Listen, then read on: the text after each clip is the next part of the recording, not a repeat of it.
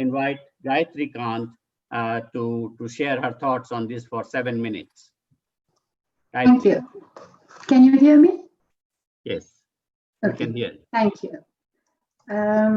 So Professor Kadria and fellow panelists, ladies and gentlemen, it gives me immense pleasure to be here in this illustrious panel and also to be able to say hello to you, Professor, after a while, even though it's virtually.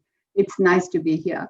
And let me also take this opportunity to thank the organizers as well as Shabri, who introduced me to this forum.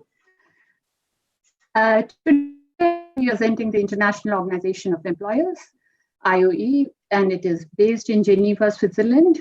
IOE is the world's largest private sector network with over 150 member federations in nearly 148 countries, representing more than 50 million companies. So what I speak would largely be bringing the voice of private sector or business to this whole concept of brain gain, brain drain, however we want to address it. It is true that we are facing an unprecedented situation in the wake of COVID-19, which is already changing the way we think of migration. In the past few months, the global mobility of any kind has almost come to a halt, impacting the lives of people and economy. In particular, the migrants and the business community have taken a bad hit. Country after country, as Professor just mentioned, has changed its border policies, resulting in huge repatriation of migrant workers, largely low-skilled. Recently, the issue of banning visas to high-skilled workers, for example, in US, will add a further consequence to the movement of high-skilled workers as well. The migration experts are already talking and thinking of the new normal which will emerge as a post-COVID-19 scenario. According to the UN Department of Economic and Social Affairs, in mid-2019, 272 million people were estimated to be international migrants. That is, people that were born abroad and or held foreign citizenship. ILO's 2018 global estimates on international migrant workers says there are 164 million migrant workers in the world, representing 70.1% of all working age international migrants. These numbers indicate the extent of labor migration taking place in search of better livelihood and jobs across the world. According to ILO's report, which was issued on the 29th April 2020, the impact of COVID-19 is estimated to cost 305 million full-time jobs.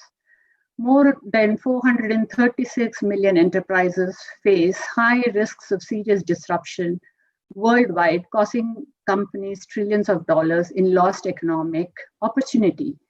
These figures are, of course, changing constantly.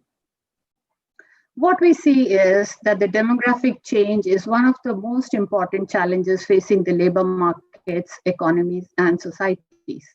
These challenges range from ensuring a smooth transition from education to work for a large number of young people to promoting longer working lives as populations grow older. Labor migration can raise complex and sensitive political, economic, and as an array of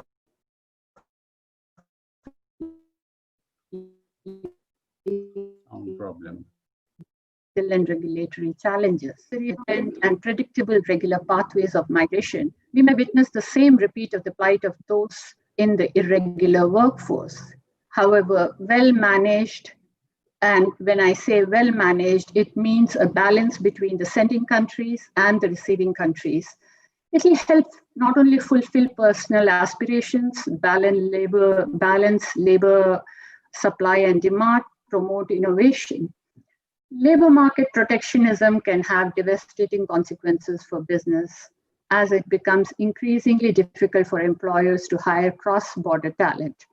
Of course, the labor market needs and migration policies policy interests of the private sector vary greatly among companies, industries, countries, and regions.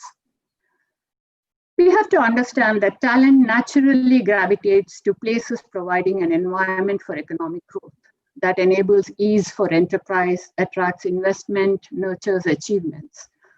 Skills are attracted to challenge and possibilities. At a time like this, when there is economic, demographic, and epidemiological transition, skills become more and more critical to development and achievement of the Sustainable Development Goals. One of the main drivers accelerating the skills mobility towards the developed countries is their aging demography. Many OECD countries, as we all know, rely on sizable numbers of highly skilled migrants to fuel their economies. There is a constant hunt for talent to replace the skills of the retiring workers, while the talent managers are reporting skills gaps. At the same time, access to better education at home and abroad by citizens of developing countries has created a new cadre of skilled workers. Developing countries, on the other hand, are predicted to have more workers at all skills levels, sometimes more than what their economies can absorb. In many cases, migration is the result of poor domestic labor market prospects. When we talk of brain drain, we talk of the phenomena which afflicts the country of origin when its skilled workers move internationally. In the countries of destinations which reap these skills and experience, it is seen as a brain gain. The development impacts of losing educated workers are being assessed in migrant sending countries, while on the brain gain side of the divide, countries are increasingly positioning their immigration policies to attract the type of skills they need, as Professor Kadaria very rightly said in the beginning. So the negative effects of brain drain are seen in terms of reduction of human capital, skills shortages, limited capacity to innovate and adopt more advanced technologies. Or fiscal consequences, reduction in tax incomes, reduction in market size, reduced productivity leading to lower economic growth, and the loss of investment are some of the negative components. However, the positive effects for sending countries is assessed with return migration, remittances, incentives for investment in education and training, and an improvement of governance. The COVID-19 pandemic has brought out the systemic problems faced by both developing and developed countries in terms of skills availability and gaps. There are several scenarios to the occurrence of brain drain. The classic case is the movement of skilled workers to developed countries or countries where they find better job opportunities and better life, though they can be employed in their own country of origin. The other situation is the skills acquired do not fit the labor market realities. And yet another situation is when there is an economic collapse or the country's dysfunction drives its people abroad in search of livelihood. May I intervene, Gayatri Kanth? Yeah. Can you relate this to COVID-19? Yes, it is. Yeah, this is what we need to hear from you. Yes. From the employer's perspective, how do you see COVID-19 triggering brain drain? That's what I was pointing out. That. Yeah. You have just 1 minute, so you have to answer that in 1 minute. We'll come back to you. Okay. So according to I'll then just stick to this point. So in COVID-19 scenario, we as employers foresee that there could be a lot of skills gaps, especially in the higher end, and these gaps would have to be addressed. And how best to address the skills gap is to have a knowledge of what the skills availability is and how do you meet those gaps. It cannot be a quick fix solution.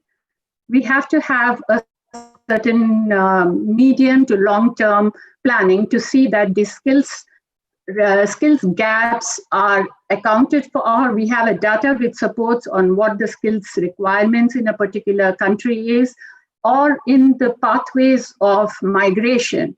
which is the heavy corridors of migration, there has to be mutual consent and agreement between countries of origin and destination to see that we do not, that the migration of skills, the mobility of skills does not impair the growth of one country at the cost of another country. Okay, thank you very much. Thank you. We'll come back to you.